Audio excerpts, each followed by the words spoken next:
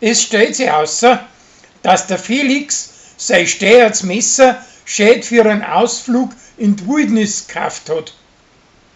Der Hubert kriegt von seinen Späße sinteuerne Zigarren aus Kuba, aber die Franzi lart ihm sein Rasierwasser drüber, das nicht so abscheulich stinkend. Auf Halloween kommen dann Haufen Rotsleffeln zum Zwiebel und deren Gurteln fechten, und das ist ihrer ganz schön zuwider.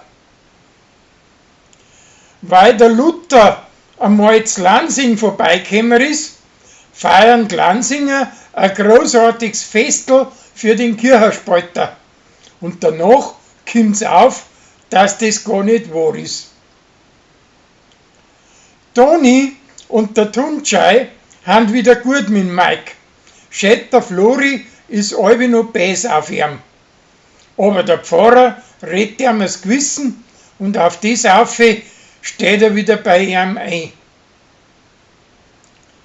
Die Landweiber freuen sich, dass neue Flüchtlinge gekommen haben und basteln ihr Brotzeitbredeln, wo sie auf Persisch an Gurden einbrennen. Sie verschreiben sie aber und wegen den heißt es nachher Arschwarzen. Also geht's für Flüchtlinge gleich jetzt zu lachen.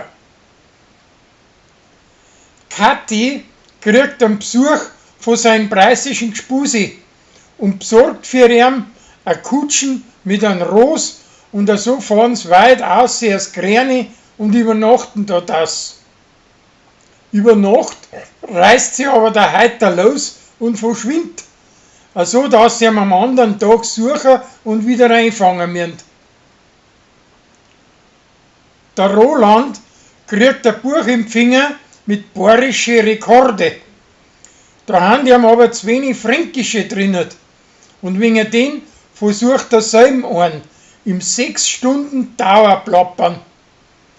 Eine halbe Stunde davor fällt ihm aber nichts mehr ein. Stattdem kriegt er es nachher von Zwiebel schwarz auf weiß und mit Brief und Siegel, dass er ein Obergescheithaferl ist. Ein Preis, ein Putzwei, ist von ihren Alten recht hergeschlagen worden, weil es mit einem anderen tanzt hat. Drum läuft's auf und davon, wie der Hubert mit ihrer Strahn anfängt.